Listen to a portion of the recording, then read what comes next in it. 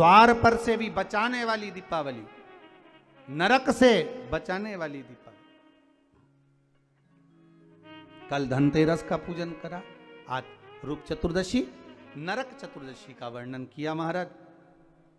कल आप सभी ने जो पाटे पर पूजन करी है, चौरंग पर पाटे पर जो आपने पूजन जमाई थी, चांदी के सिक्के में मौली लपेटी थी, सिक्के में मौली लपेटी थी, उसको थाली में रखा था, वही स्थान पर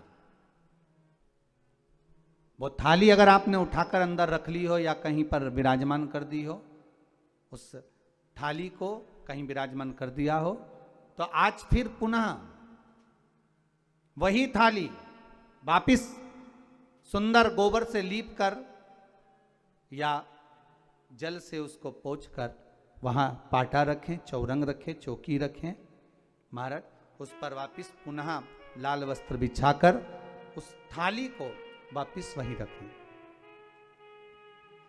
आज जो दिए लगना है, आज जो दीप लगना है महाराज, एक दिया आटे का चौमुखी, 4 बत्ती का दीप लगाएं, उसमें चाहे तो सरसों का तेल डाल लें, तिल्ली का तेल डाल लें, चाहे तो उसमें मीठा तेल डाल लें, और 4 बत्ती उसमें होना चाहिए।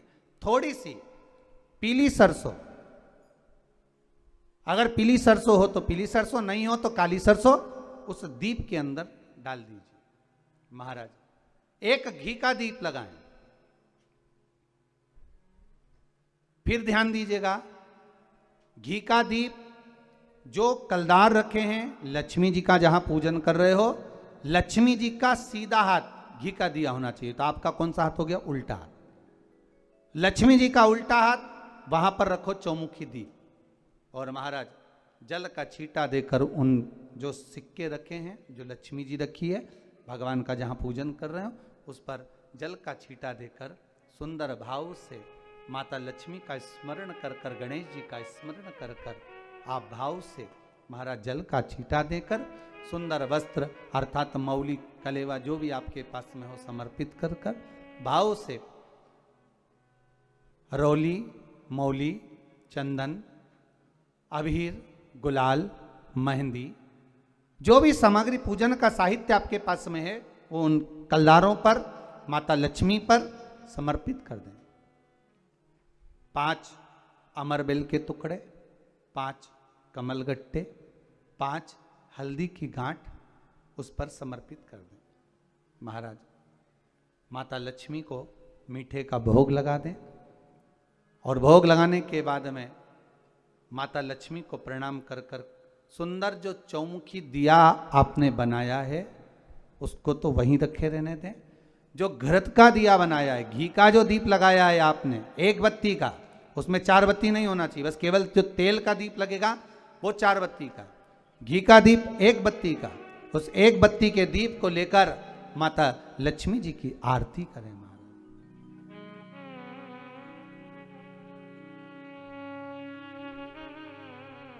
माता लक्ष्मी की आरती करें,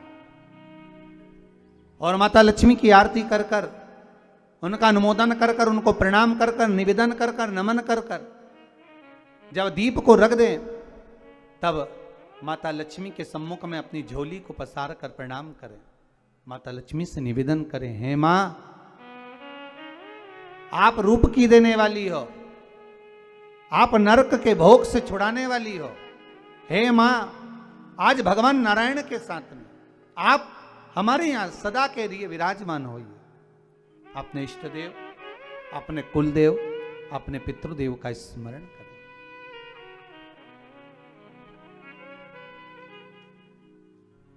नमन करें, प्रणाम करें, और निवेदन करें माता लक्ष्मी से, हे मां, ये आपकी ही कृपा है जो आज आप मेरे घर में आई हो। ये आप ही की कृपा है जो मैं आपकी सेवा कर रही हूं, पूजन कर रही हूं, अर्चना कर रही हूं। माता को हो सके लाल पुष्प उन सिक्कों पर, कॉइन पर जो पूजन करी है उस पर समर्पित कर दें महाराज।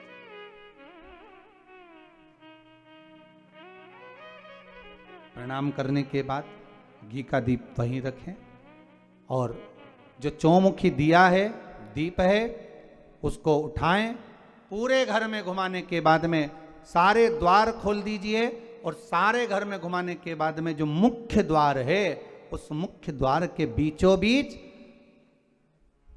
उस दीप को रख दीजिए। प्रणाम करिए, वापिस आ जाइए।